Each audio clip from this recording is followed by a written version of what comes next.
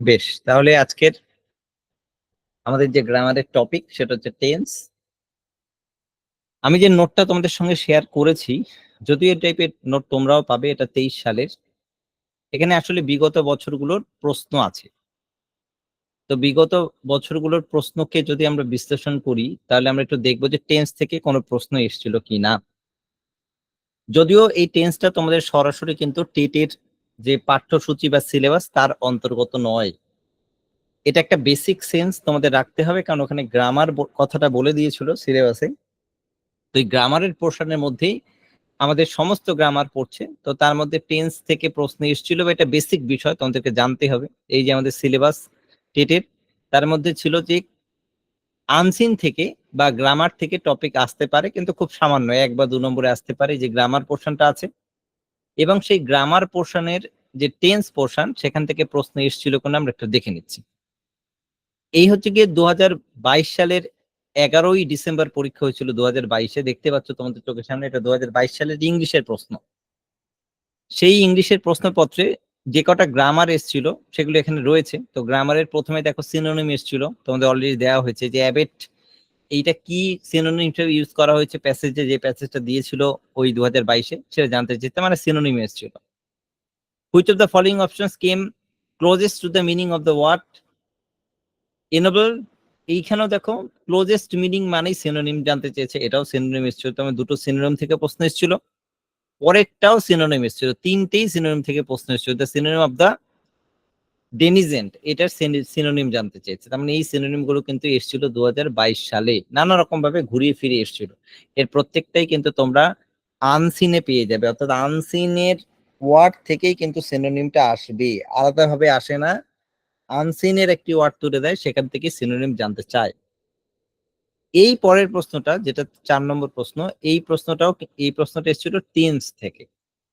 দেখো একটা প্রশ্ন আছে, I would carry him into the garden and later up the steep gravel path to the main road. This sentence is an example of.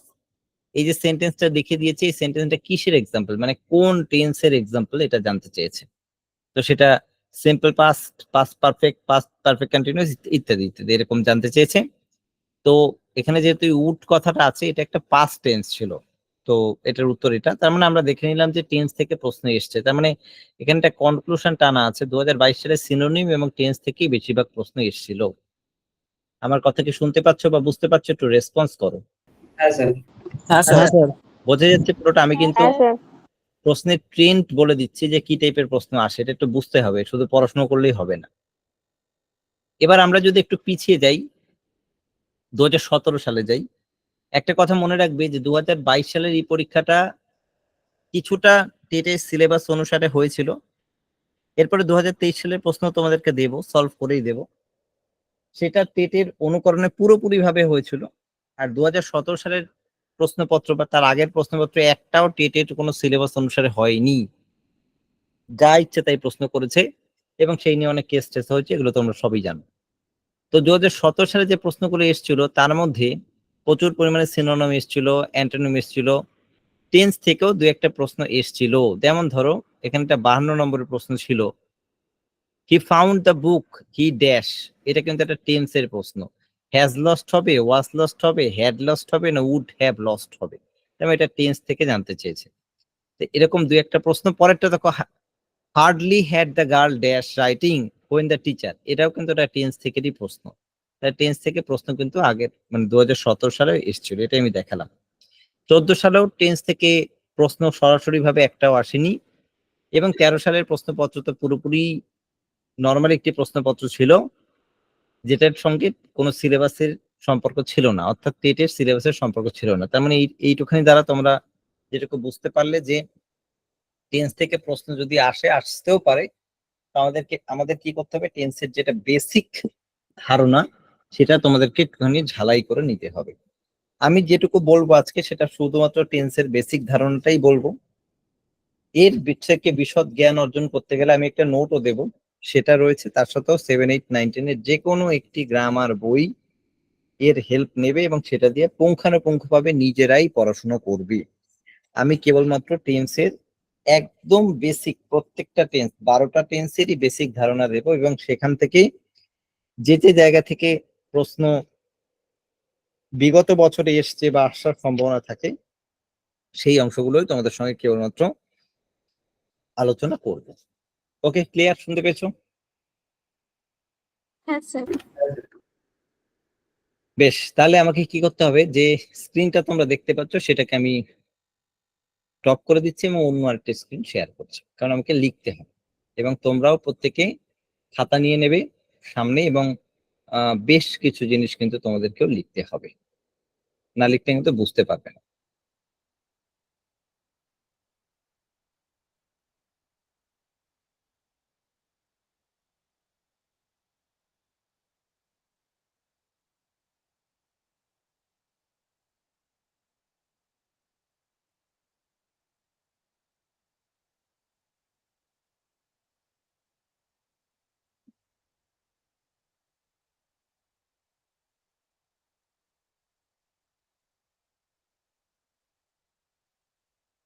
Screen visible দেখতে পাচ্ছ? হ্যাঁ sir. হ্যাঁ sir. ওকে, চলো, ঠিক আছে।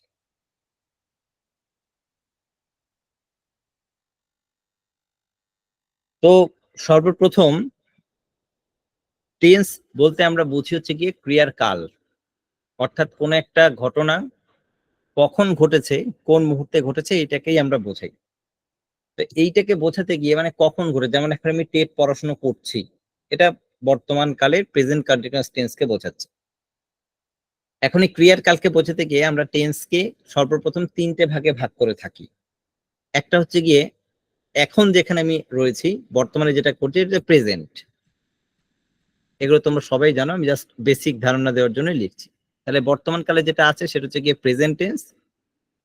যে কাজটা অতীতে হয়ে গেছে, ঘটে গেছে তোমার লাইফে, সেটা হচ্ছে আমাদের পাস্ট টেন্স। অর্থাৎ তোমরা অনেকেই টেট পরীক্ষার আগের বার দিয়েছো, সেটা হচ্ছে তোমার কাছে এখন পাস্ট, আর বর্তমানে প্রিপারেশন নিচ্ছ এটা হচ্ছে গিয়ে প্রেজেন্ট।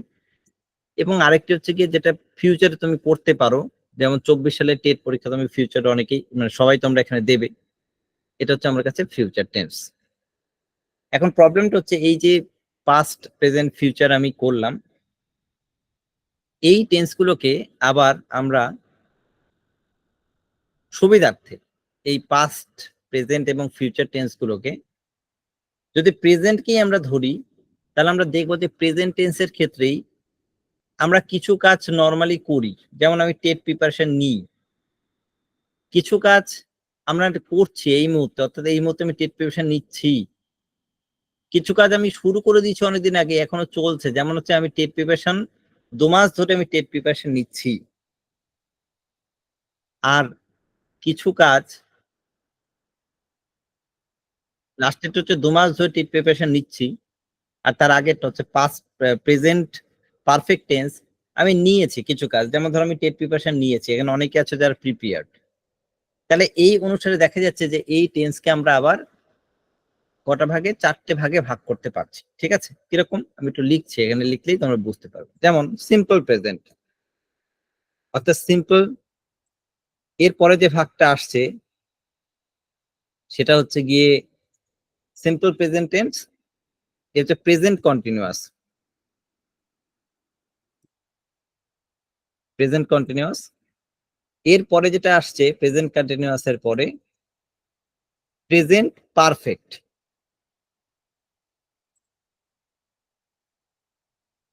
প্রেজেন্ট পারফেক্টের পরে যেটা আসছে সেটা প্রেজেন্ট পারফেক্ট কন্টিনিউয়াস, অর্থাৎ যে কাজটা অনেকদিন আগে শুরু হয়েছে এবং এখনো সেটা চলছে, present perfect continuous.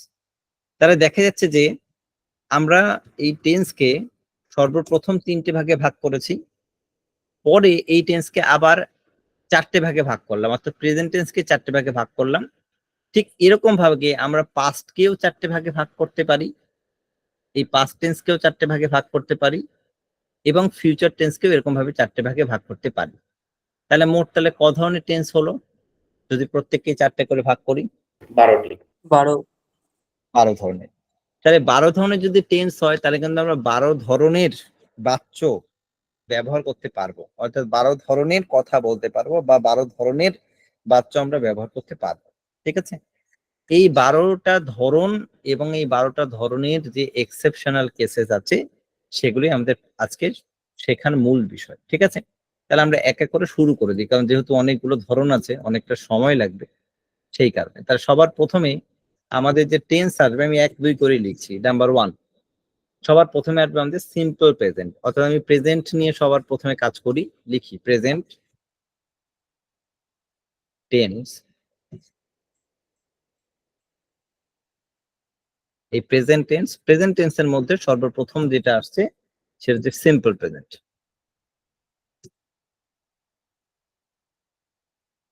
Simple present, simple প্রেজেন্টের ক্ষেত্রে আমরা মূলত যে কাজগুলো বর্তমানে ঘটে থাকে, যেমন আমি টেপ প্রিপারেশন নিচ্ছি বা আমি বই পড়ি ইত্যাদি, এই সেন্টেন্স গুলোকে আমরা সিম্পল প্রেজেন্ট টেন্স বলি। আমি একটা সহজ সেন্টেন্স লিখি, বাংলায় লিখি, ধরো আমি লিখলাম আমি ধরো লিখলাম আমি বই পড়ি, আমি বই পড়ি, আমি বই পড়ি। একটু বড় করে দিচ্ছি লেখাটা যাতে তোমরা ভালোভাবে দেখতে পাও।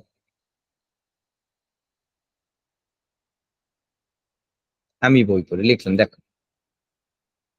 এখন আমি বই পড়ি যে সেন্টেন্সটা লিখলাম, এই টেন্সটা একটা ফর্মুলা অনুসারে চলে। কি ফর্মুলা? সবার প্রথমে বলবে সাবজেক্ট, অর্থাৎ এটাকে যদি আমি ট্রান্সলেট করি তাহলে একটা ফর্মুলা অনুসারে চলবে। কি চলবে? সবার প্রথমে লিখবো সাবজেক্ট, তারপরে প্লাস, এরপরে আসবে ভার্ব, এবং তারপরে যদি অবজেক্ট থাকে তাহলে অবজেক্ট অর্থাৎ ও। এখানে একটু জ্ঞাতব্য বিষয় হচ্ছে এই ভার্বটার মধ্যে একটা হচ্ছে গিয়ে সিঙ্গুলার নাম্বার আর একটা প্লুরাল নাম্বার, বা একটা হচ্ছে গিয়ে সিঙ্গুলার নাম্বার এবং প্লুরাল নাম্বারের ধারণার সঙ্গে সঙ্গেও পার্সনের একটা ধারণা আসবে, ফার্স্ট পার্সন, সেকেন্ড পার্সন এবং থার্ড পার্সন একটা ধারণা আসবে। কিরকম বিষয়টা একটু ভালো করে দেখো, যারা খুবই কাঁচা তাদের জন্য বলে দিচ্ছি। আমরা এটা প্রত্যেকেই জানি যে আমরা এই দুটোকে আমরা ফার্স্ট পার্সন বলি, অর্থাৎ আই এবং উই যদি থাকে কোথাও এটা হচ্ছে ফার্স্ট পার্সন, ঠিক আছে, অর্থাৎ প্রথম পুরুষ। আর তুমি তোমরা মানে ইংলিশে একটাই আছে ইউ, এটা হচ্ছে সেকেন্ড পার্সন। আর এই আমরা তুমি তোমরা বাদে বাদ বাকি যা যা রয়েছে, যেমন হি, সি, রাম, শ্যাম, যদু, মধু যা আছে সবই হচ্ছে কি থার্ড পার্সন, ঠিক আছে। এই যে পার্সনের ধারণা এখানে একটুখানি আসবে। কিরকম ভাবে আসবে? এখানে ধরো আমি বই পড়ি যে সেন্টেন্সটা আমি লিখেছি, এটাকে যদি আমি ট্রান্সলেট করি তাহলে এটা এসে দাঁড়াবে, এখানে সাবজেক্টকে আই, তাহলে আই বসবে সবার আগে। এখানে হচ্ছে ভার্ব মানে পড়া, পড়া ইংলিশ কি? রিড, তার মানে আই এর সঙ্গে রিড বসবে। এবার কি পড়ি? রিডকে প্রশ্ন করো কি পড়ি, উত্তর আসবে বই। কি উত্তর, কি দিয়ে প্রশ্ন করা যে উত্তর হয় তাকে আমরা বলি অবজেক্ট। বই মানে বুক, অর্থাৎ আমি বই পড়ি, আই রিড বুক, ঠিক আছে। এই সেন্টেন্সটার বদলে আমি আর একটা সেন্টেন্স লিখছি এর ঠিক নিচে তোমাদেরকে বোঝানোর জন্য। কিরকম? ধরো আমি লিখছি সে বই পড়ে, সে বই পড়ে, সে বই পড়ে। তাহলে এটা কি হবে উত্তর? কে বলবে? He reads book. রিড বুক। কি হলো বিষয়টা? এই যে ফার্স্ট পার্সন রয়েছে আমি আমরা, এইটা যদি থাকে কোন একটি সেন্টেন্সের মধ্যে মানে প্রেজেন্ট টেন্সে, তাহলে ভার্বের শুধু ভার্বের রূপটাই বসে, ভার্বের ফার্স্ট ফর্মটাই বসে। কিন্তু যদি এই সাবজেক্টটা হয়ে যায় থার্ড পার্সন এবং সিঙ্গুলার নাম্বার, অবশ্যই সিঙ্গুলার নাম্বার হতে হবে, তাহলে ভার্বের শেষে একটা এস বা ইএস যুক্ত হয়। কোন কোন ভার্বের শেষে এস, কোন কোন ভার্বের শেষে ইএস যুক্ত হয়। যেমন হি এর সঙ্গে রিডস বসেছে, আর ই এডি এস, অর্থাৎ একটা এস যুক্ত হয়েছে। এইবার এটা তো খুব সহজ, এটা তো তোমাদের টেটের কোনো কাজেই লাগবে না। এবার আমরা একটুখানি জটিল বিষয়ের দিকে ঢুক, ঠিক আছে। আমরা এই যে সেন্টেন্সটা লিখেছি এটাকে আমরা বলেছি অ্যাসার্টিভ সেন্টেন্স বা হ্যাঁবাচক বাক্য। কিন্তু আমরা তো সবসময় হ্যাঁবাচক বাক্যে কথা বলি না, আমরা প্রশ্ন করি, আমরা নাবাচক বাক্যে কথা বলি। তাহলে এই যে সেন্টেন্সটা আছে, ধরো এইটাকে নিলাম যে আমি বই পড়ি, এটাকে যদি নাবাচক বাক্যে পরিণত করি তাহলে কি হবে? বাংলাতেই বলো সবার আগে। আমি বই পড়ি না, তাই তো? এটাই তো হবে উত্তর। হ্যাঁ স্যার। আমি বই পড়ি না, স্যার। এটা না করি। তাহলে এইটাকে যদি আমি বই পড়ি না হয় তাহলে এটাকেও ট্রান্সলেট করতে হবে, তাই তো? তাহলে এর সঙ্গে কি বসছে দেখো, আই ডু নট রিড বুক। এইখানে তোমাকে কি করতে হচ্ছে? একটা ডু এবং নট ধার করতে হচ্ছে। নটটা এমনিতেই আসবে যেহেতু নেগেটিভ সেন্টেন্স। নেগেটিভ সেন্টেন্সে নো, নট, নেভার এই তিনটের মধ্যে যে কোনো একটি বসে। একটা ডু তোমাকে ধার করে আনতে হলো। যদি এই সেন্টেন্সটাকে সে বই পড়ে, এটা যদি বলি সে বই পড়ে না, তাহলে কি হবে? He does not. একটা উত্তর বলো। Does not. ডাজ নট, তারপরে রিড। রিড বুক। রিড। বাহ, ঠিক আছে। এক্ষেত্রে দেখো ডু এর আই এর সঙ্গে ডু, ইউ এর সঙ্গে ডু, বাদ বাকি সব জায়গায় ডাজ বসছে। এবং কি হচ্ছে, যখন এখানে ডাজ বসছে তখন এই যে রিড কথাটা আগে ছিল, he read book, he reads বুক, এখানে কিন্তু রিড হয়ে গেল। আর কিন্তু এস নেই। কেন নেই সেটা একটু শুনে নাও। কারণ অলরেডি ডাজ এর সঙ্গে একটা এস যুক্ত আছে। একটা সেন্টেন্সে দুটো তো আর এস যুক্ত হবে না, ওটা হেল্পিং ভার্ব, এবং সেখানে অলরেডি একটা এস যুক্ত আছে, সেই জন্য আর কিন্তু রিড এর সঙ্গে এস যুক্ত হয়নি। এটা একটুখানি খেয়াল রাখতে হবে। এটা সহজ সেন্টেন্স, তাই মনে হচ্ছে কত সহজ, কিন্তু অনেক বড় সেন্টেন্সও দিতে পারে। নিয়মটা একই থাকে।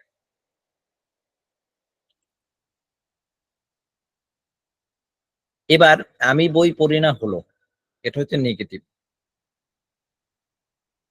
এটাকে যদি প্রশ্ন করি তাহলে কি হবে বলতো? বাংলায় বলো। আমি কি বই পড়ি? আমি আমি বই কি বই পড়ি না? আচ্ছা, ওটাও হবে, ওটাতে আসবে, পরে আসছে। আমি কি বই পড়ি, লিখি এটা একটু।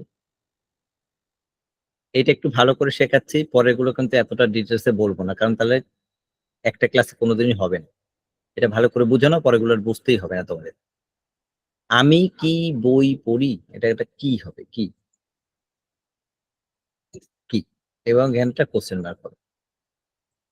বলো এবার এটার উত্তর। আমি কি বই পড়ি? Am I read a book? Read book. Am I do read a I book? Read book. Do I Do read হবে। বুক। Do I Do read I book? read do book? I read বুক হবে sir. ঠিক আছে, ওকে।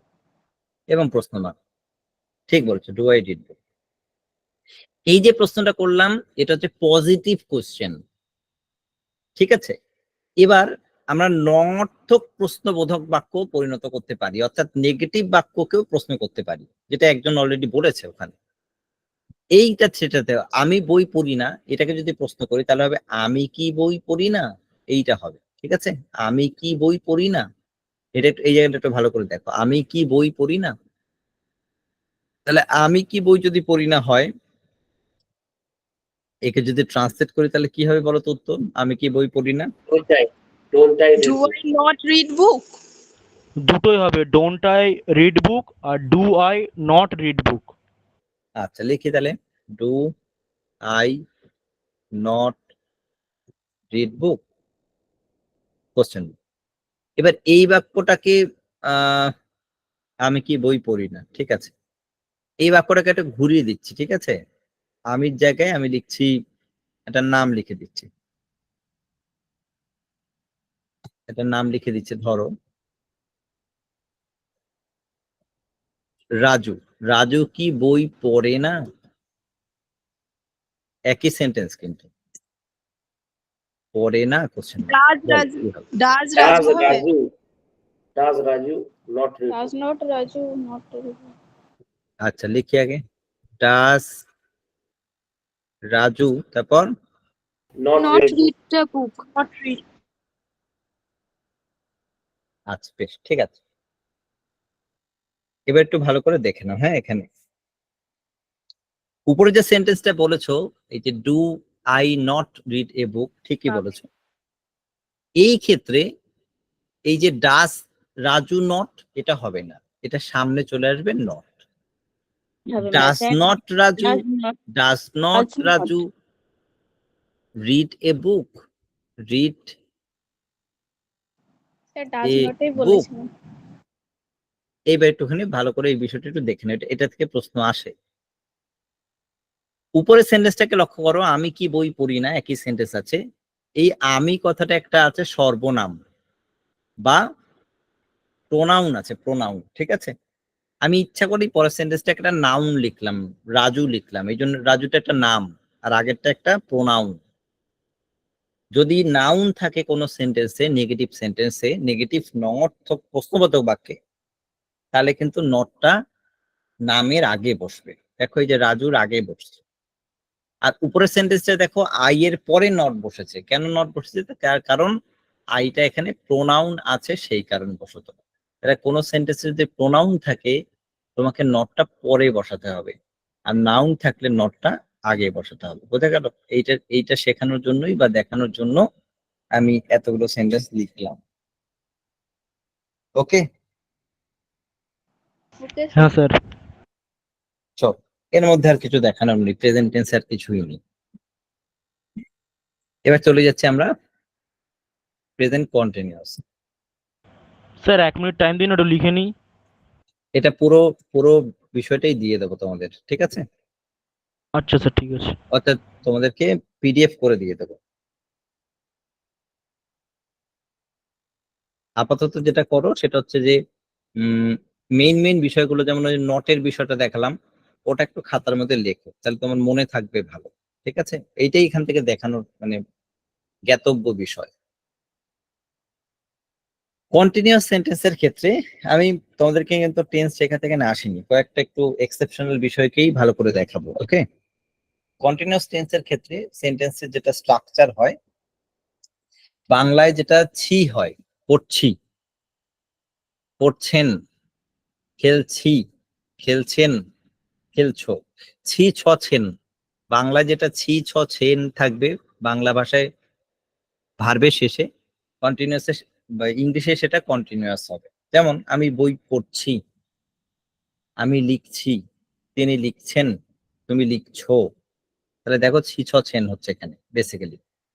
এইগুলোর ক্ষেত্রেই হয় হচ্ছে গিয়ে continuous. এটার স্ট্রাকচারটা যেটা হয় বাক্যের, সেটা কিরকম হয় একটু দেখিয়ে দিই। সবার প্রথমে আসবে সাবজেক্ট প্লাস, এরপরে am is are, am is এবং আর, এই তিনটে ভার্বের মধ্যে যে কোনো একটা ভার্ব বসবে, প্লাস ভার্ব প্লাস আইএনজি যুক্ত হবে এর সঙ্গে, ঠিক আছে? ভার্ব প্লাস আইএনজি, এই হচ্ছে সেন্টেন্সের স্ট্রাকচার বা গঠন। এইবার এটা সহজ, এর কিরকম বিষয়, ধরো আমি লিখলাম আমি বই পড়ছি, তাহলে আমি বই পড়ছি, সহজ সেন্টেন্স। এবার তোমরা ফটাফট বলবে আমি বই পড়ছি কি হবে? I am reading the book. I am reading বই The মানে book. নির্দিষ্ট করে বলছে, দা বলতে পারি, বা একটি বই পড়ছে বললে এ হবে। তাহলে I am reading the book করে দিলাম। এই সেন্টেন্সটাকে যদি করি যে আমি বই পড়ছি না, তাহলে কি হবে? I am not I am not reading the book. বাহ।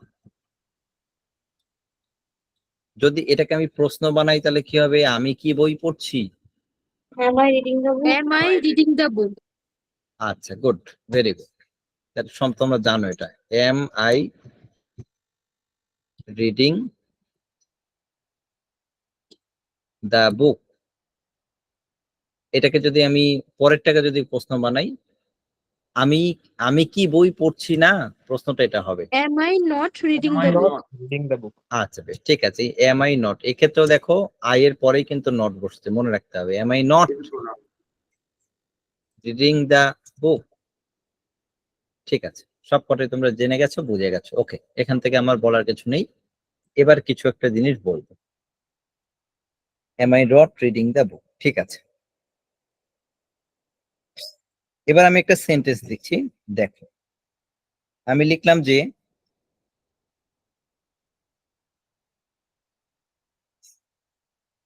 আমি একটি পাখি দেখছি।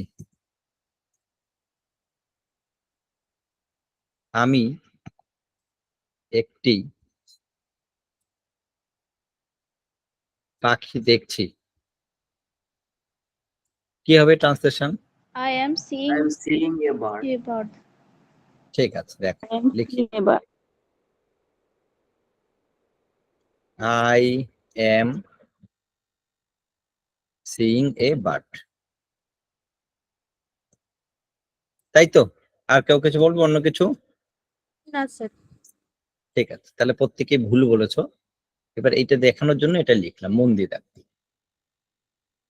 এটা তোমার যে সেন্টেন্সের স্ট্রাকচার এতক্ষণ ধরে যা লিখলাম সেটা অনুসারে একটা কারেক্ট বাক্য আছে, কিন্তু গ্রামাটিক্যালি এটা একটা ইনকারেক্ট বাক্য। ঠিক আছে, সেন্স অনুসারে এটা একটা ইনকারেক্ট বাক্য। কিরকম? দেখো লিখেছে আমি একটি পাখি দেখছি, তাই তো? এখানে দেখছি আর আমি একটি পাখি দেখি, দুটো কিন্তু একই বিষয়। দেখি মানেই কিন্তু দেখছি, দেখি মানে তুমি তার দিকে তাকিয়েছো, দ্যাট মিনস তুমি দেখছো। তার মানে এখানে সেন্সটাই কিন্তু আইএনজি আছে, ঠিক আছে? আইএনজি যোগ হবে না, তার মানে যখন সেন্সটাই আইএনজি ING থাকছে হবে না। তখন এই আইএনজিটা দরকার হচ্ছে না। তাহলে আই শুধু এম, সি তাহলে কি হবে? I see a bird. A bird.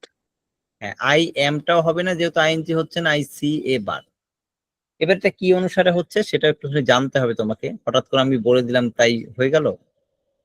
এই ধরনের যে ভার্ব, এই যে সি ভার্বটাকে দেখলাম আমরা, সি এস ডবল ই, এটাকে আমরা বলি হচ্ছে গিয়ে ভার্ব অফ পারসেপশন। পারসেপশন অর্থাৎ যে সমস্ত ভার্ব আমাদের মধ্যে অনুভূতির সৃষ্টি করে তাকে আমরা ভার্ব অফ পারসেপশন বলি। যেমন সি, হিয়ার, স্মেল। অর্থাৎ আমি পায়েস রান্নার গন্ধ পাচ্ছি বা পায়েস রান্নার গন্ধ পাই। গন্ধ পাই মানেই পাচ্ছি, কারণ তুমি স্মেল না করলে তুমি গন্ধ পাচ্ছে না, মানে অলরেডি ইউ আর স্মেলিং, তার জন্য আইএনজি হচ্ছে না। তার মানে এই যে সি, হিয়ার, স্মেল, নোটিস, এই ধরনের শব্দগুলো, এই ধরনের ভার্বগুলো, পারসেপশন ভার্বগুলো, এর সঙ্গে আইএনজি যুক্ত হয় না। এবার বলবে স্যার এটা কি কোনোদিনই হয় না? এটা কিন্তু সেন্টেন্স অনুসারে অনেক ক্ষেত্রেই যুক্ত হয় না, তবে এর এক্সেপশনাল কেস আছে, অনেক আছে। তুমি শুধু আপাতত এটা জেনে নাও যে কিছু ভার্ব আছে যেগুলো মিনিংফুলি আইএনজির দরকার হয় না, সেই সমস্ত ভার্বে আমরা আইএনজি যুক্ত করব না। আইএনজি যদি যুক্ত না করি তাহলে I am sing a bird হচ্ছে না, আই সি এ বার্ড হবে। ঠিক আছে? আবার যদি এই সেন্টেন্সটাকে একটু অন্যরকম ভাবে লিখি, ধর একটা সেন্টেন্স লিখলাম আমি একটি পাখি দেখছি তো দেখছি, দেখছি তো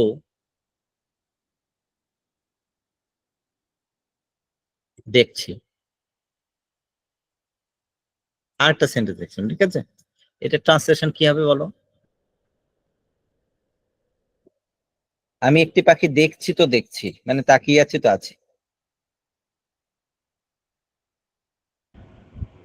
I see a bird and see a bird. I am and see a staring. bird. হ্যাঁ হ্যাঁ। আর কেউ? I am seeing a bird continuously হবে। I am I am staring a Singh, bird. I am Singh I A see a bird bird continuous. I see a bird হবে। I see a And bird and I am sing a bird, I Continuously am হবে। Sing a bird,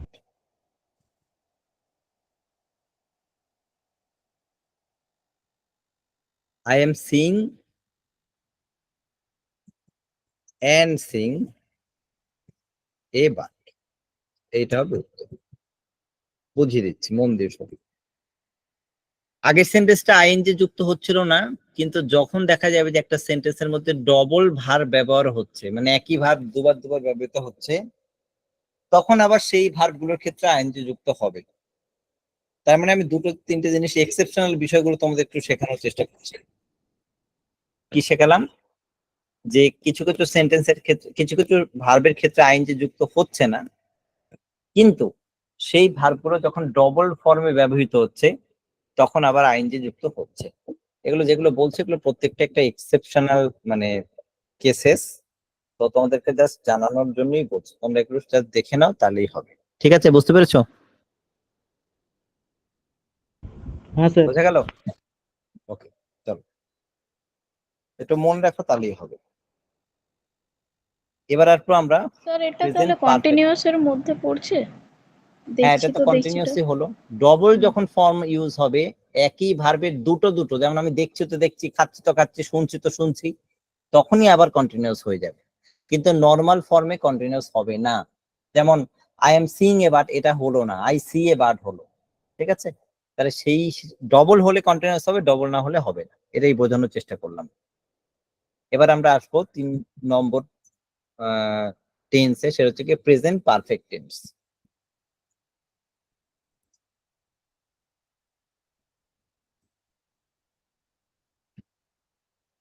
present perfect tense.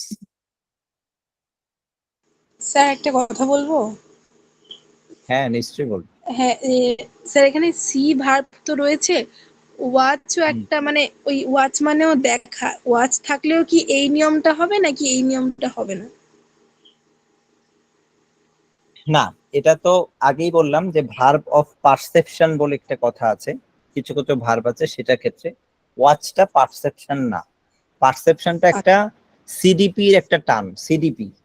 CDP যখন madam পড়াবে, perception ওখানেই আছে। ঠিক আছে, প্রজ্ঞা এটার মানে।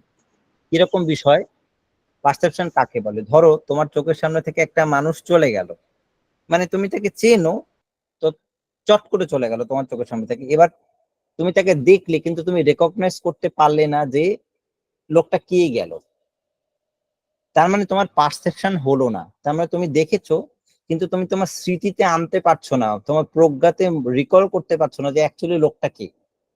এবার একটা লোক চট করে গেল, তুমি ফট করে দেখে নিলে যে এই লোকটা তো এই লোকটা তো সুবল বাবু, আমি তাকে চিনি, আমার স্কুলে হেডমাস্টার ছিল। তাহলে তোমার পারসেপশন হলো। তার মানে পারসেপশন মানে একটা তোমার মধ্যে একটা অনুভূতি সৃষ্টি করবে এবং ইউ ক্যান রেকগনাইজ সামথিং।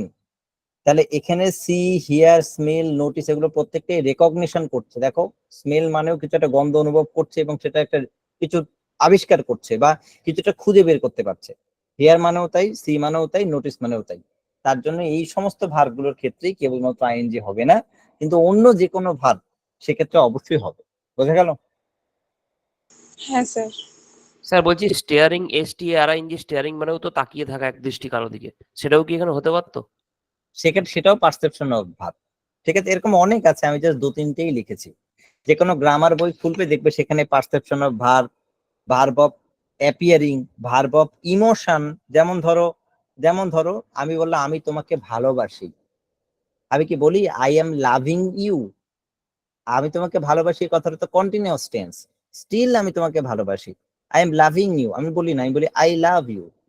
যুগ যুগ ধরে তো মানুষজনকে আই লাভ ইউ বলে বেড়াচ্ছ, তো সেই জায়গা থেকে এটাও তোমাদের জানা উচিত। এটাও কিন্তু এক ধরনের ভার্ব অফ ইমোশন, তোমার ইমোশনকে বোঝাচ্ছে। আমি তোমাকে ঘৃণা করি, আই হেট ইউ, আমি বলি না আই এম হেটিং ইউ। তার মানে কি, এগুলো তোমার ইমোশনকে ডিনোট করছে। যেহেতু ইমোশনকে বোঝাচ্ছে, তো ইটস এ কন্টিনিউয়াস অলরেডি, এটার ফর্মটাই কন্টিনিউয়াস আছে। আমি তোমাকে ভালোবাসি মানেই আমি তোমাকে ভালোবাসছি, এট দ্যাট মোমেন্ট তোমাকে ভালোবাসছি। তার মানে এটা অলরেডি কন্টিনিউয়াসই আছে। তার জন্য এদের সঙ্গে আমরা আইএনজি যুক্ত করি না। আমি আশা করি এই যে আই লাভ ইউ যে এক্সাম্পল দিলাম, এবার তোমাদের আরো ভালো মনে থাকবে। এরকম আরো অনেক ভার্ব আছে। ঠিক আছে, শুনতে পেয়েছো কথা? হ্যাঁ স্যার। একটু হ্যাঁ স্যার। রেসপন্স করতে হবে। হ্যাঁ স্যার। হ্যাঁ চলো, স্যার, স্যার ওকে। স্যার আরেকবার বলবেন এই জায়গাটা? ওই যে আমি একটু আগে উদাহরণ দিলাম যে কিছু ইমোশনাল ভার্বও আছে যাদের ক্ষেত্রে আমরা আইনজি যুক্ত করি না। যেমন আমি বললাম আই লাভ ইউ, যদি কাউকে বলি তাহলে আমি I I am loving you বলি না, আই লাভ ইউ মানেই আমি তোমাকে ভালোবাসছি বা ভালোবাসি। এটা অলরেডি কন্টিনিউয়াস ফর্মেই আছে, সেই জন্য আই এম লাভিং ইউ বলি না। এবার আপনার প্রেজেন্ট পারফেক্ট টেন্স।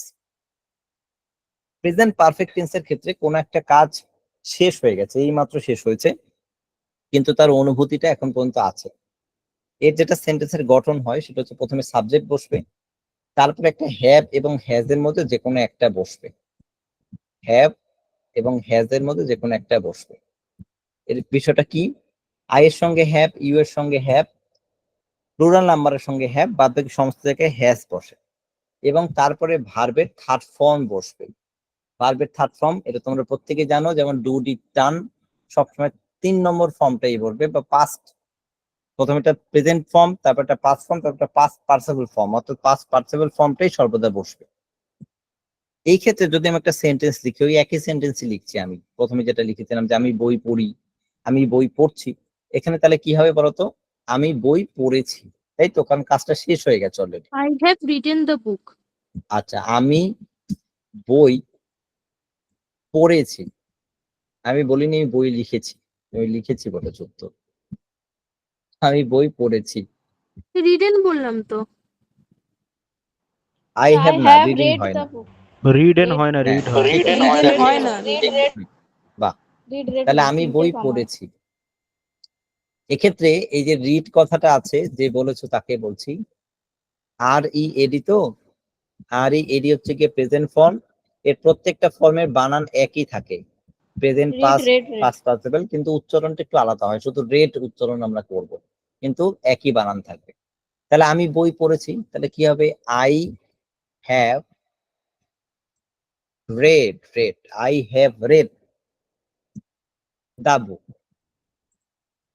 আমি ইংলিশ বই পড়েছি, তাহলে I have read the English book, এরকম হবে। এই ঠোকানি তো গেল। এবার যদি এটাকে যদি আমরা নেগেটিভ করি, আমি বই পড়িনি, তাহলে কি হবে, I have not read the book. I have বাহ। not read the book. Read নয়, রেড হবে উচ্চারণ, সবসময় হ্যাভ থাকলেই রেড উচ্চারণ করবে। I have not red the book, ঠিক আছে। স্যার থার্ড আমি ফর্মের কি বই উচ্চারণটাও রেড পড়েছি? হয় তো? হ্যাঁ, রিড, রেড, রেডি হয় তো লাস্টেরটাও উচ্চারণ? লাস্টেরটাও রেড হয়, এবং এই হ্যাভ যখনই থাকবে তখন তুমি উচ্চারণটা রেড করবে, রিড আর করবে না, তাহলে ভুল হচ্ছে তোমার। হ্যাঁ স্যার, ঠিক আছে। এবার আমি এটাকে প্রশ্ন বানাবো, আমি কি বই পড়েছি, প্রশ্নটা এটা হবে, আমি কি বই Have I পড়েছি। read the book? বাহ, ঠিক আছে, have I red the book, ঠিক করেছো প্রশ্ন।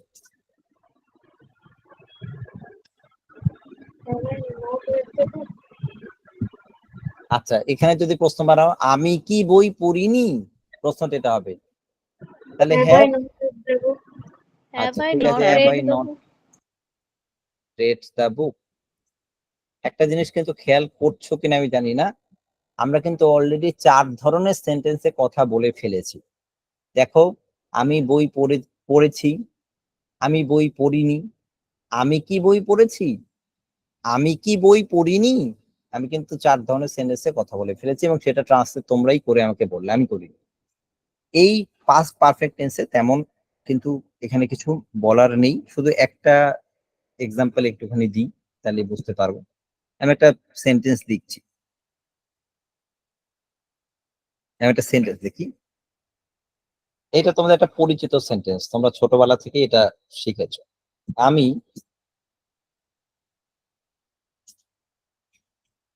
গতকাল তোমার চিঠি পেয়েছি,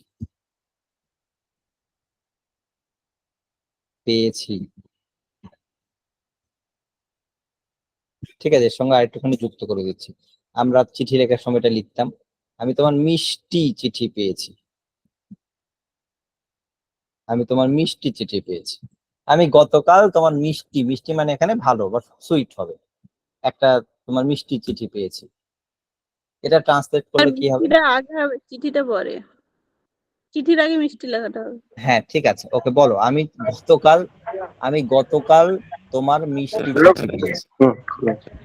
I have gotten your sweet letter yesterday. আচ্ছা, I have R K received. বলবে? I have received. ইয়েস্টারডেটা যদি আগে লেখা হয়, একই হবে, ইয়েস্টারডে আগে লেখো পরে লেখো একই হবে। হ্যাঁ সৌরভ যেটা বললো, রিসিভ দিলে Yesterday- বেশি ভালো হয় হ্যাঁ, ভার্বটা। রিসিভও করতে পারো, Yesterday একই I have বিষয়। received your তাহলে I have, sweet letter. RECIVED, তার মানে I have received Your sweet letter. Sweet letter yesterday, তাই তো? এইটা। আর কে বলবে এটা বাদে?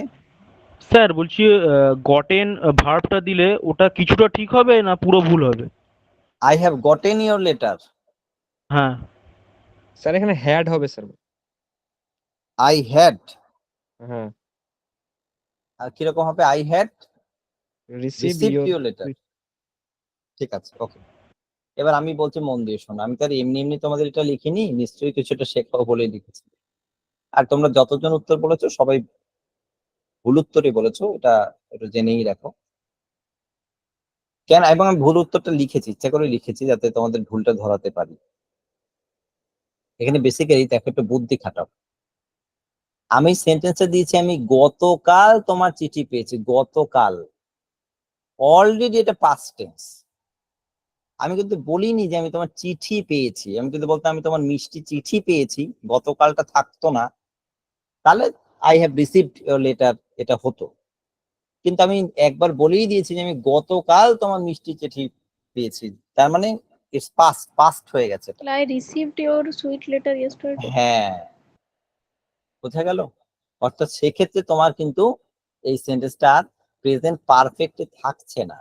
তার জন্য তুমি সেন্টেন্সটা পড়েই হঠাৎ করে বুঝতে পারছো এটা প্রেজেন্ট পারফেক্টের সেন্টেন্স না, এটা প্রেজেন্ট পারফেক্টের সেন্স কে বোঝাচ্ছে, কিন্তু এটা আসলে পাস্ট টেন্সের একটি সেন্টেন্স। তাহলে একটু আগে একটা প্রশ্ন এসেছিল আমাদের টেট 2022 সালে, একটা সেন্টেন্স টুকে দিয়েছিল এবং বলেছিল যে এটা কোন টেন্সে আছে।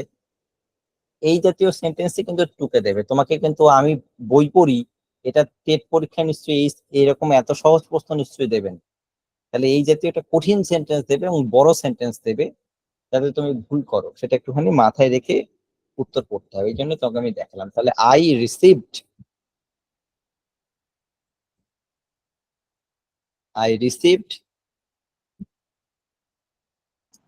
Your your sweet letter letter, your sweet letter yesterday.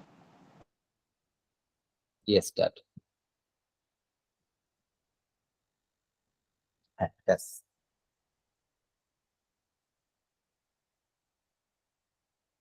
ঠিক আছে, এখানে আর কিছুই বলার নেই। এখানে চলে গেল আমাদের প্রেজেন্ট পারফেক্ট টেন্স। এবার আসবো আমরা স্যার প্রেজেন্ট এখানে পেয়েছি বলতে পেয়েছিলাম বোঝাচ্ছে, তাই তো?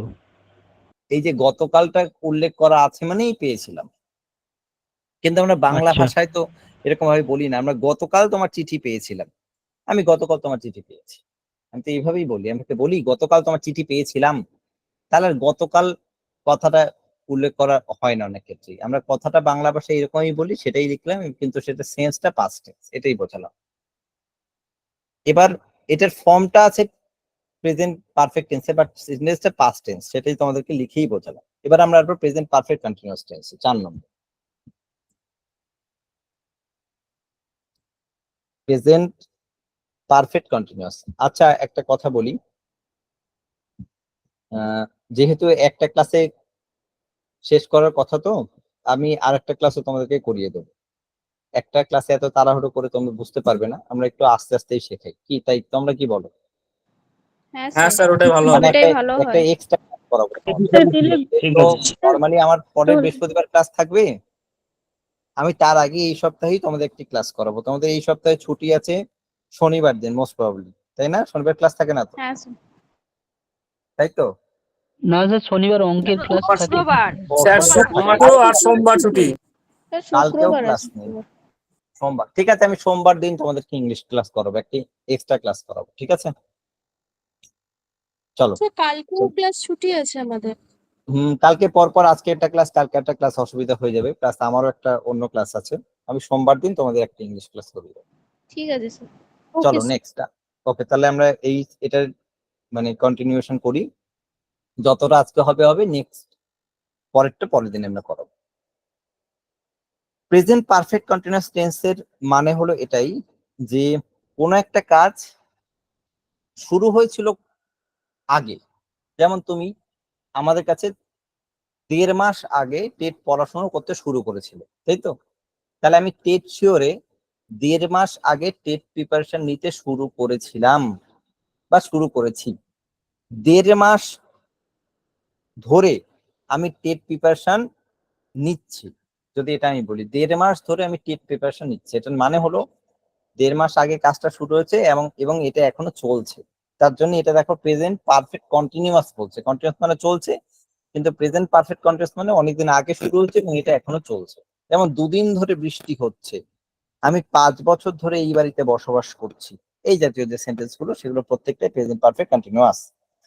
এটা সেন্টেন্সের যেটা স্ট্রাকচার হয় সেটা প্রথমে সাবজেক্ট প্লাস তার সঙ্গে একটা হ্যাজ বিন একসঙ্গে যুক্ত করতে, হ্যাজ বিন অথবা হ্যাভ বিন, এই দুটোর মধ্যে যে কোনো একটা বসবে। হ্যাভ বিন প্লাস এর সঙ্গে ভার্ব প্লাস তার সঙ্গে আইএনজি যুক্ত হবে প্লাস এর সঙ্গে আদার ওয়ার্ড অনেক কিছু বসবে। ঠিক আছে, আমি প্রথমে একটা সিম্পল এক্সাম্পল দিই।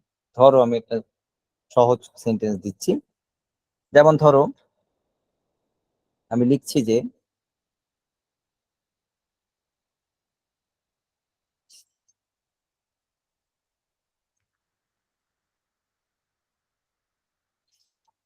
ধরো আমি লিখলাম আমি 3 ঘন্টা ধরে বই পড়ছি। বই পড়া নিয়ে এক্সাম্পল দিচ্ছি তাই এটাই লিখলাম। আমি 3 ঘন্টা ধরে বই পড়ছি। আমি 3 ঘন্টা ধরে বই পড়ছি। কি হবে উত্তর বলো? Sir, I have been read book for I have been reading I during have been 2 hours, reading 3 hours. Reading. I reading have book been For 3 hours. for 3 hours. আচ্ছা, ঠিক আছে। I have been রিডিং, কারণ ভার্বের সাথে ING যুক্ত হবে। I have been reading book, আমি কি পড়ছি? বই পড়ছি। for 3 hours, 3 hours 3 ঘন্টা ধরে বই পড়ছি। ঠিক আছে, আরেকটা সেন্টেন্স লিখছি।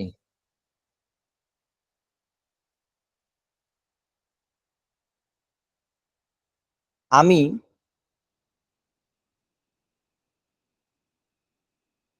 সকাল থেকে বই পড়ছি। আমি সকাল থেকে Sir, এটা হবে sir I have been reading book since morning. বাহ, ঠিক আছে। I have been reading book since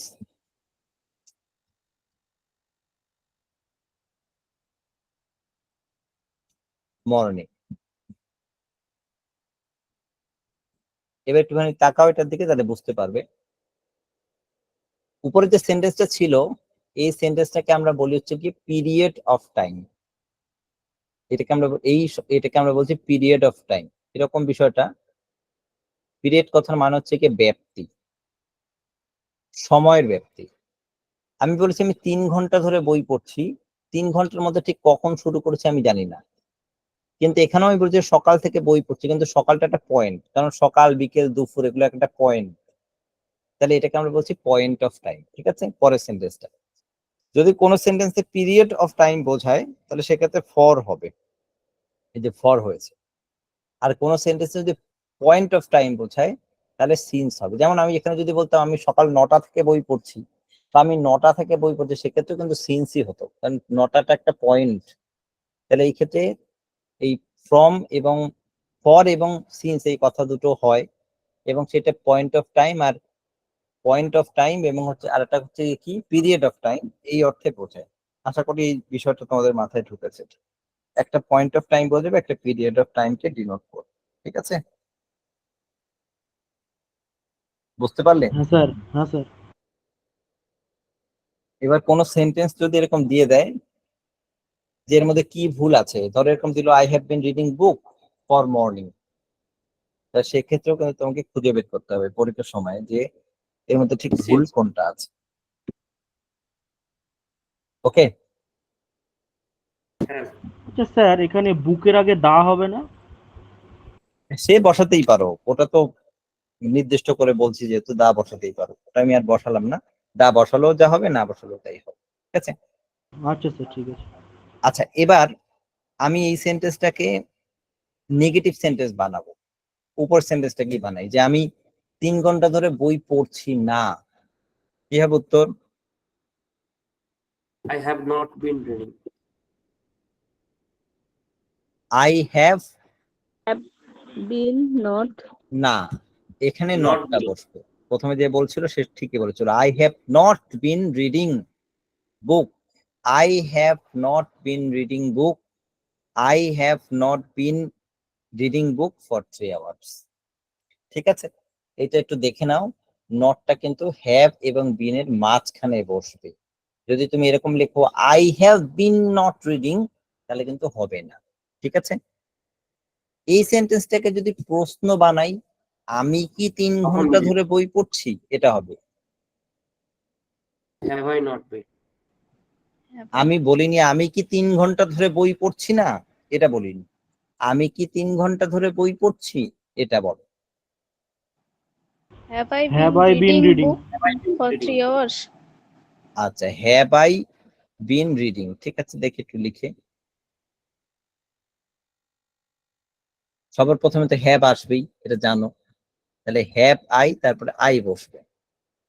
তাহলে have I been reading book for 3 hours, question mark. পরেরটাকে যদি করি, আমি কি 3 ঘন্টা ধরে বই পড়ছি না, Have not I been? Have not I been? বেশ, ঠিক আছে। যদিও এত জটিল করে আমরা কথা বলি না, তাও তোমরা পেরে যাচ্ছ, এটাই ভালো। তাহলে হ্যাভ নট আই বিন এই সেন্টেন্সের ব্যবহার নেই, তাই এটা লিখলাম না, কিন্তু এরকম ভাবেই হবে। ঠিক আছে, আমাদের প্রেজেন্ট পারফেক্ট কন্টিনিউয়াস টেন্সের ক্ষেত্রে আর তেমন কিছু বলার নেই। এখানে তেমন কিছু বলার নেই, আমি বেশ কয়েকটা এক্সারসাইজ তোমাদেরকে একটুখানি করতে দিচ্ছি। এটাই থাক, প্রেজেন্ট অব্দি আজকে থাক। কয়েকটা এক্সারসাইজ তোমাদেরকে বরং করতে দিই, সেখান থেকে তোমরা করে দেখো।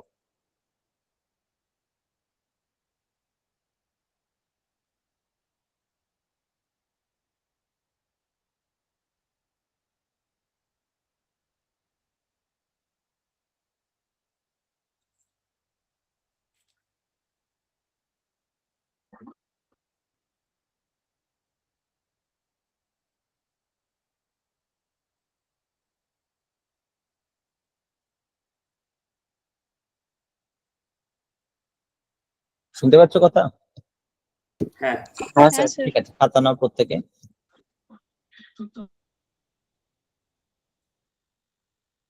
বলেন স্যার। আমি লিখেই দিচ্ছি এখানে।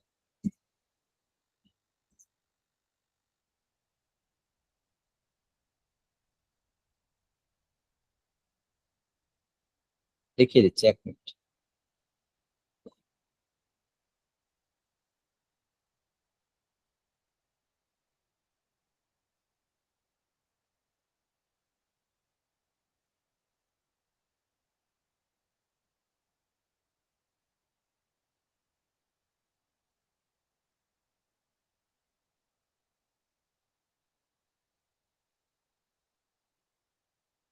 প্রথমে একটা সহজ জিনিস দিচ্ছি, ঠিক আছে, একদম সহজ, বাচ্চাদের।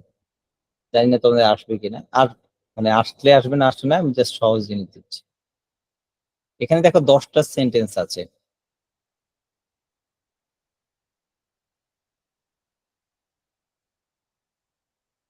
পরের পেজে নিয়ে যাই, তাহলে দেখতে পাই ভালো। 10টা সেন্টেন্স আছে, কমেন্টে 1 2 3 4 করে লিখবে যে এই 10টা সেন্টেন্স কোনটা কোন টেন্সে আছে। আমার কথাটা বুঝতে পারলে?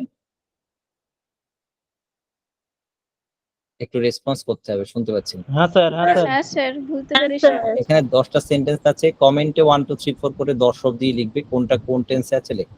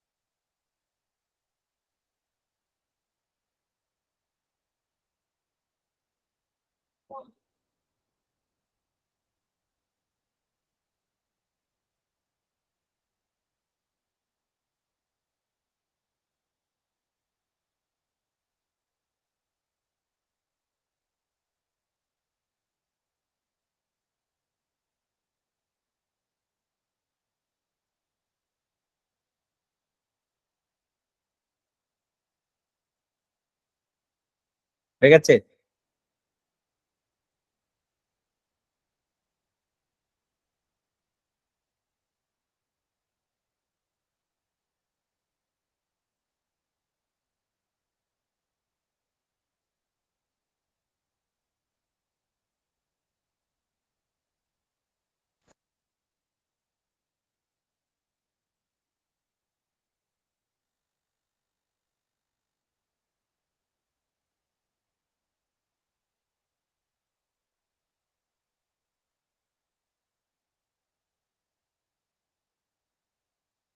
কমপ্লিট? রেসপন্স করো। স্যার একটু টাইম দেবেন। সহজ তো, একদম সহজ। এটা তোমাদের পরীক্ষা আসবে না, এত সহজ।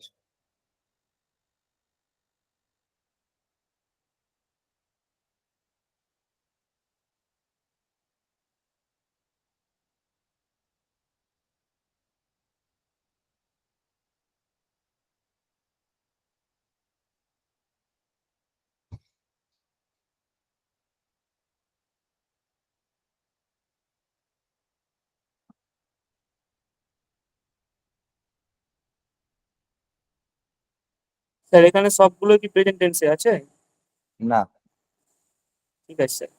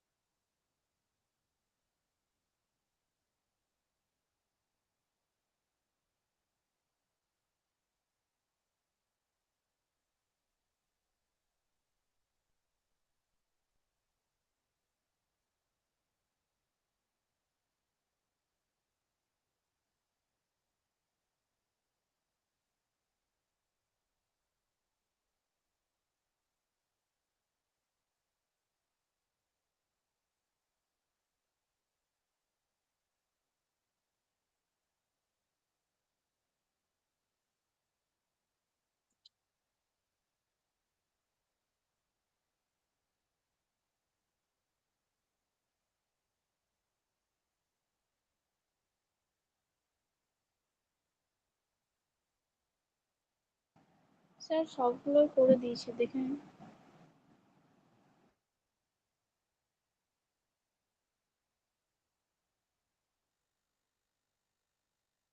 হুম,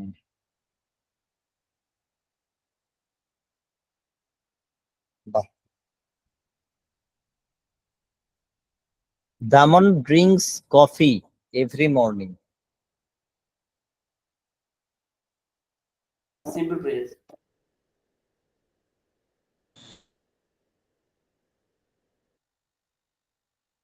ঠিক আছে, যাদের হয়ে গেছে।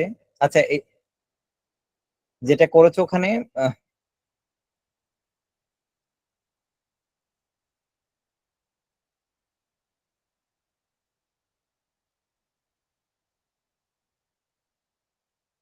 আমি একবার করে উত্তরটা বলে দিচ্ছি, মেলাও ভালো করে। প্রথমে হচ্ছে দামান ড্রিঙ্কস কফি এভরি মর্নিং। কি হবে এটা? Simple Simple present present. present independent. tense. Simple present, আমি এসপি লিখে দিলাম ব্র্যাকেট, ঠিক আছে? Simple present. পরেরটা the boy got up late and missed. আচ্ছা, মিসড এটা পাস্ট টেন্স সিম্পল আছে, past. Simple past. Simple past. Simple past. কয়টা my mother goes to pray the simple temple. Present. Simple আবার present. Simple present. পরেরটা আছে continuous. ঠিক আছে, আমি নিচে উত্তরগুলো লিখে দিচ্ছি। মাইকটা অফ করো, কোথেকে কি হচ্ছে, এই জন্য স্পিকার হচ্ছে। আমি উত্তরটা লিখে দিলাম, অর্থাৎ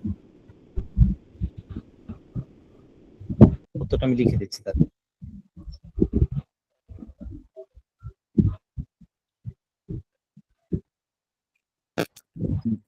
এই হচ্ছে 1 থেকে 10-এর উত্তর, প্রত্যেকটা মিলিয়ে নাও, অথবা এই নোটটা বা এটা তো দেবো, এটার মধ্যে থাকবে, এটা পিডিএফ করেই দেবো।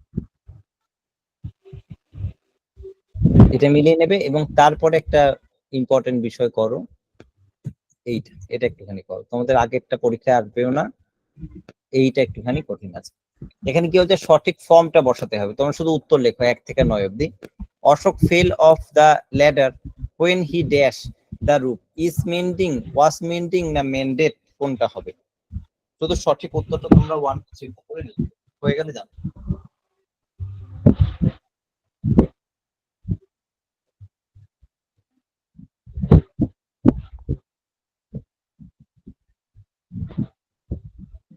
একটু মিউট করবে। প্রত্যেকে মিউট করে নাও।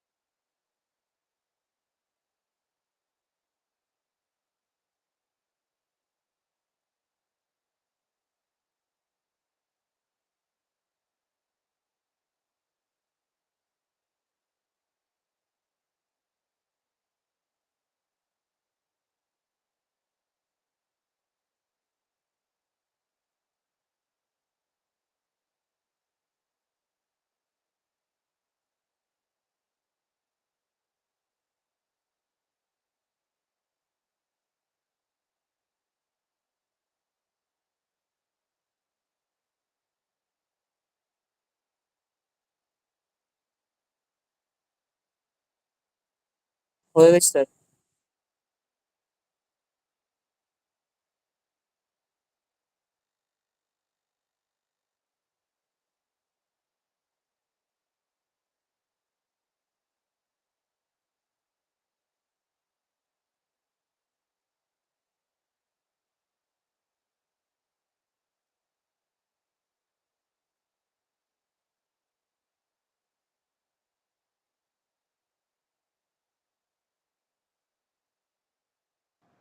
স্যার এটার পিডিএফটা পাবো?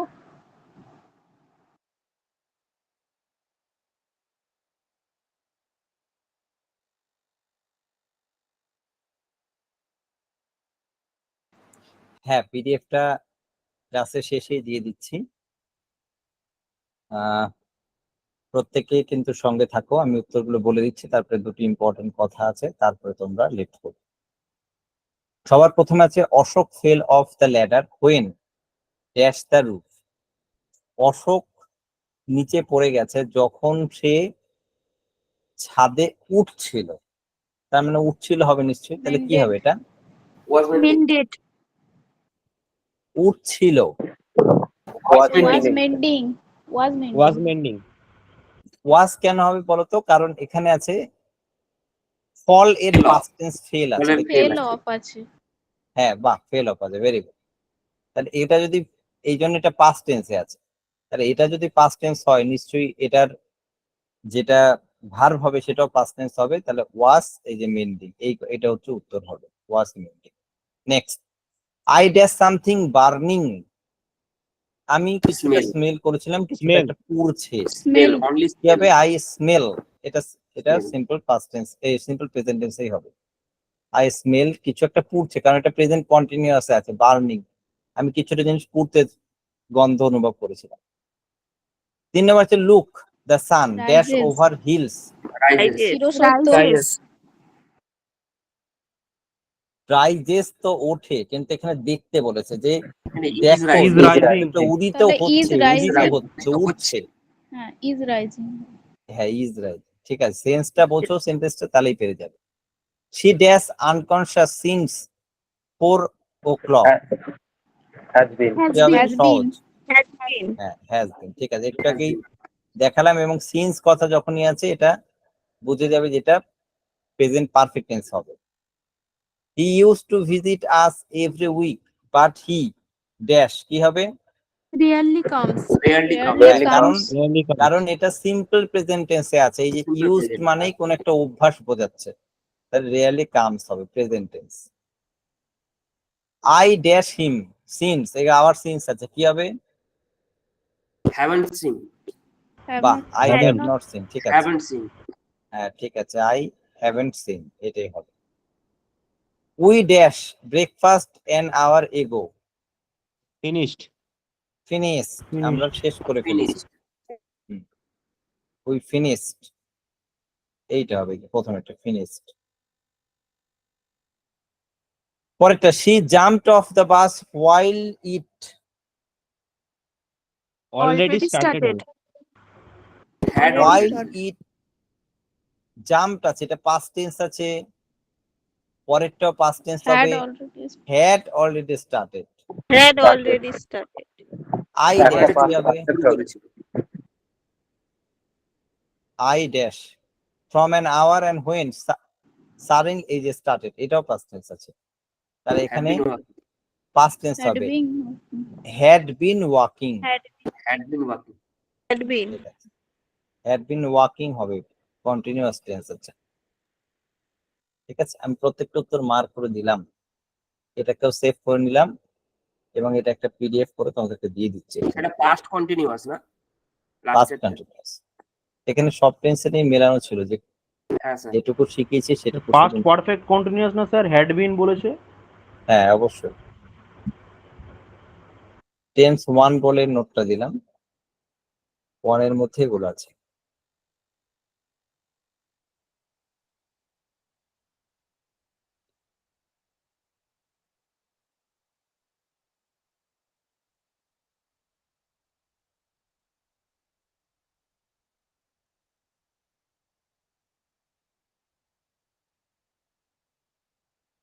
দেখো নোট গ্রুপে পৌঁছে গেছে, মানে নোট বলতে এই পুরো পড়ানোর বিষয়টা আজকে এর মধ্যে সব পেয়ে যাবে।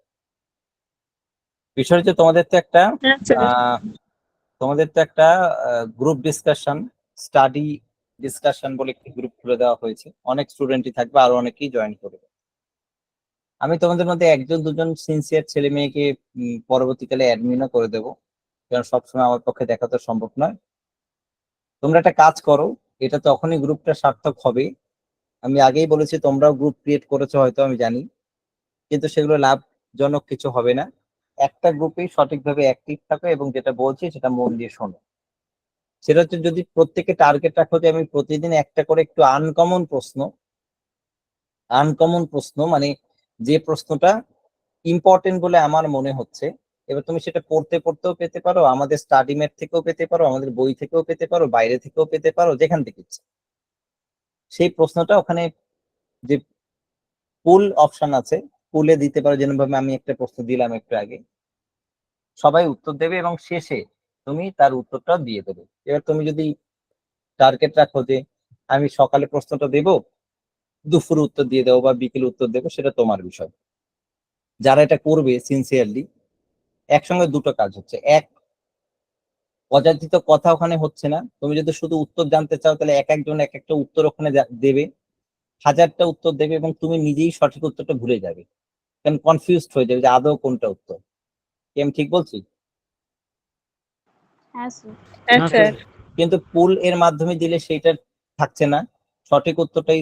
তুমি তো সঠিক উত্তরটা জেনেই ওখানে দিচ্ছ, যে সব বেশি পুল যেখানে আসবে বা যেটা সঠিক উত্তর তুমি জানিয়ে দিচ্ছ।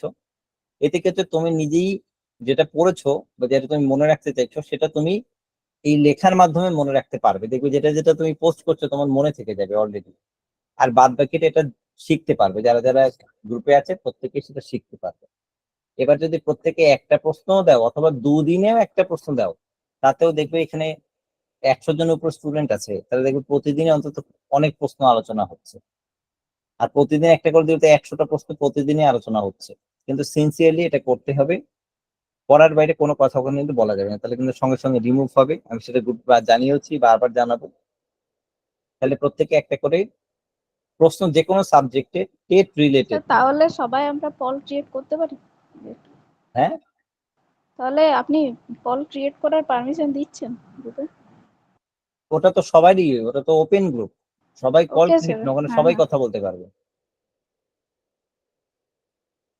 মেসেজ করবে, কোনো হ্যাঁ কল হ্যাঁ নয়। জানি না, বুঝতে হ্যাঁ, পেরেছি। করতে পারবে তো। ওটা দেখো, ওটা গ্রুপটা ওপেন করা আছে, সবার জন্যই মেসেজ করার জন্য আছে। বোঝা গেল? সবাই আছে ওখানে। হ্যাঁ স্যার। আমি স্যার ম্যাডামদেরও অনুরোধ করবো, হয়তো তারা সরাসরি তাদের নম্বর থেকে থাকবে না, কারণ অনেক সময় অনেক স্যার ম্যাডামদের অনেক স্টুডেন্ট ডিস্টার্ব করেছে এর আগে, প্রিভিয়াস রেকর্ড খারাপ, রাত 12টার সময় ফোন করেছে। তো সেই জন্য স্যার ম্যাডামরা আগে, আমরা বেশ কয়েকটা ব্যাচের আগে থেকে, আর আমার নম্বর ছাড়া কোনো ম্যাডামদের স্যারদের নম্বর থাকে না, আগে থাকতো। তো সেটা পরবর্তীকালে ধারণা। আপাতত প্রত্যেকেই সঠিকভাবে করে প্রশ্ন ওখানে দাও, তার সঙ্গে নিজেও শিখবে, তোমরাও শিখে যাবে, এবং আমিও যথাসাধ্য যখনই সময় পাবো অবশ্যই কিছু নতুন নতুন প্রশ্ন ওখানে তোমাদেরকে দেব। এবং টিল এক্সাম অবধি আমরা এরকম ভাবেই মানে একটা গঠনমূলক আলোচনার মাধ্যমে আমরা এগোবো গ্রুপ।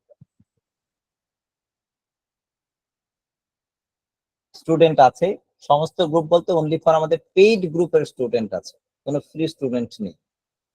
আগের পেইড গ্রুপ, তোমাদের পেইড গ্রুপ বা নতুন যে পেইড গ্রুপ সেই গ্রুপের স্টুডেন্ট আছে, অনলি ফর পেইড স্টুডেন্টের জন্যই ওই গ্রুপটা। ঠিক আছে? যদি এটা সঠিকভাবে পরিচালিত হয় পরবর্তীকালে ফ্রি স্টুডেন্টের জন্য একটা আলাদা গ্রুপ করবে, এটা না, এটা অনলি ফর পেইড গ্রুপের স্টুডেন্ট। তোমরা যেহেতু প্রত্যেকেই গ্রুপে আছো, অন্য কেউ গ্রুপের লিংক শেয়ার না করলে কেউ জয়েন করতে পারবে না। আর আমরা আমাদের পেইড গ্রুপ ছাড়া কোনো গ্রুপে এই গ্রুপের লিংক কিন্তু শেয়ার করিনি।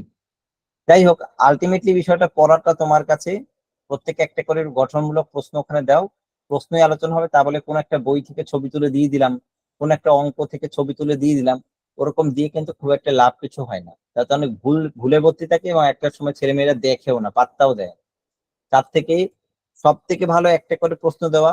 আর যদি কেউ আরো সিনসিয়ার হও তাহলে সে কি করতে পারো, 10টা প্রশ্নের একটা পুল ক্রিয়েট করতে পারো, যে কে সব থেকে হাইয়েস্ট নম্বর পায়। অর্থাৎ আমরা যেরকম ভাবে পরীক্ষাটা নিই বা পায়েল ম্যাডাম যেভাবে তোমাদের পরীক্ষা নেয়, ওই পরীক্ষাটাই তুমি ওই গ্রুপের মাধ্যমে নিচ্ছ। অর্থাৎ তুমি 10 নম্বরে একটা প্রশ্ন করলে, মানে 10টা প্রশ্ন থাকলেও তুমি পরীক্ষা নিবে, তুমিও 10টা প্রশ্ন শিখে ফেললে, এবং ওর মধ্যে থেকে সব থেকে হাইয়েস্ট স্কোরার যে হবে, মানে যারা যারা 10 9টাই সঠিক উত্তর দিল, সেটা তুমি দেখতে পাবে। ঠিক আছে? বা সবাই দেখতে পাবে, এটাও করতে পাবে। অর্থাৎ তোমরাই স্টুডেন্ট, তোমরাই টিচার। এইটার ধারণাটা হচ্ছে কি পিয়ার গ্রুপ টিচিং এর ধারণা। অর্থাৎ তুমি নিজেও পড়ছো এবং তুমি অন্যদেরকেও পড়াচ্ছ, এবং সেরকম ভাবেই তুমি মানে এগোতে পারো, কিন্তু পুরোটাই পড়াশোনার আলোচনাই হবে। ঠিক আছে? ঠিক আছে স্যার। ঠিক আছে, করো। আর আর স্যার ওই লাস্টে যে বললেন যে করো। প্রশ্নটার ব্যাপারে, ওটা ডক্সের মাধ্যমে ওই ইভিএস ম্যাডাম আমাদের যেভাবে নেন ওটার কথা বলছেন তো? হ্যাঁ ম্যাডাম তো ওখানে ডক্স এর মাধ্যমে নেয়, তোমরা কারেক্ট উত্তরটা লেখো, নম্বর দেখতে পাও। এখানে যদি কেউ ডক্স ক্রিয়েট করে করতে পারো তো খুবই ভালো, আমি তো না করবো না, কিন্তু যদি সেটা না হয় তুমি এখানে তো আমাদের হোয়াটসঅ্যাপ গ্রুপ, তো হোয়াটসঅ্যাপে পুল ক্রিয়েট করা যায়, সেখানে তো শুধু প্রশ্ন দেওয়া যায়, কুইজের মতো করে করা যায়, ওরকম ভাবেও করতে পারো, যেটা আমি একটু ওকে করলাম। ভাই একটু গ্রুপটা খেয়াল করে একটু পরে তোমাদের কয়েকটা প্রশ্ন আমি দিচ্ছি ওখানে, সেরকম ভাবে, ঠিক আছে? ঠিক আছে স্যার। ওকে, ঠিক আছে, চলো আজকের মতো এতটুকুই থাক, tata, bye, good night. Good night.